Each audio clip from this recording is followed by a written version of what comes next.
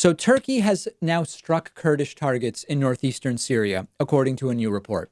Now, when we say, as I just discussed with you, we all want to be out of Syria, but if we just bail, Turkey will attack the Kurds, it's not a hypothetical political consideration.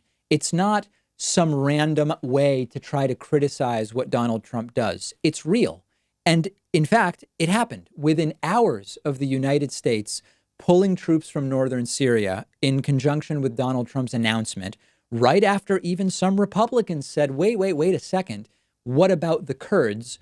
Turkey has already struck targets belonging to Kurdish opposition groups in the northeast of Syria.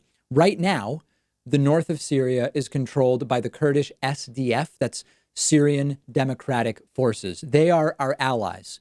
They've been fighting ISIS.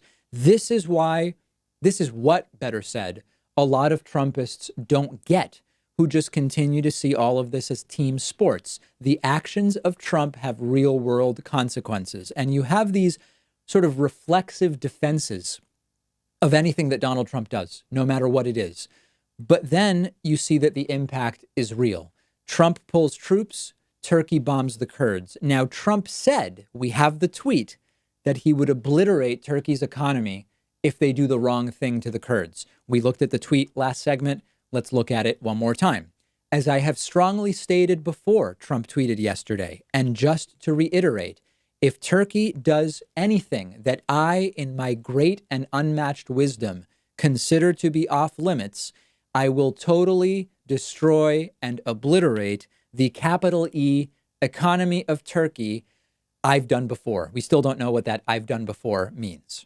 None of this is surprising. We've known for a long time that Turkey and Erdogan wanted to attack the Kurds.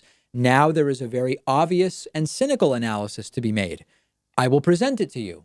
There are Trump towers in Turkey. Erdogan knows something about the Khashoggi killing that would be bad for Trump to have go public, given that Trump did nothing with regard to Saudi Arabia after we found out about Saudi Arabia's responsibility in that killing.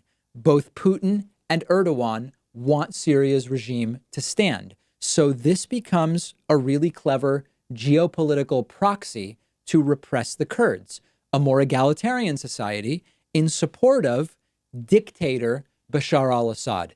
And Trump is the perfect patsy to fold under the most minor pressure. That's one analysis, okay? And that accounts for like 95% of what we know and what we're seeing. It would explain 95% of the factors. Now, let me address another issue. There are some leftists who are saying Trump derangement syndrome is making leftists defend troops in Syria. Trump has so rattled the left that he is making the left be in favor of forever wars just to oppose Donald Trump. When did the left become warmongers is another way that it's being said. Stop. Back up a second, okay? This is a very specific situation that we are analyzing here. Noam Chomsky, no hero of American imperialism and military expansion, has said it makes sense for the U.S. to maintain a presence in Syria right now to deter attacks against the Kurds. To pretend that recognizing the folly of this decision by Donald Trump is a militaristic decision of expanding forever wars is extraordinarily myopic. And it's also dangerous to the Kurds to start pushing lines like that. Geopolitics is complicated, much more complicated than troops anywhere are bad. Get them all out anytime, no matter what, no matter why.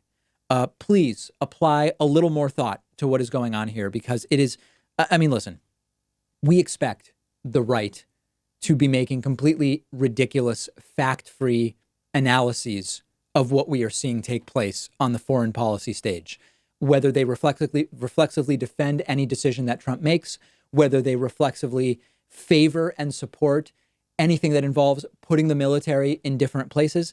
We expect this from them. The really disgusting thing that I don't want to see is the left starting to eat itself over analyses that make no sense. This is not about opposing Trump and therefore supporting forever wars or endless indefinite military engagements. It's just not. This is about understanding what even people like Noam Chomsky are saying, and recognizing that there, with Trump, as always, maybe other factors, financial factors, leverage factors, et cetera, that are not being publicized that could very much inform why we're seeing what we're seeing.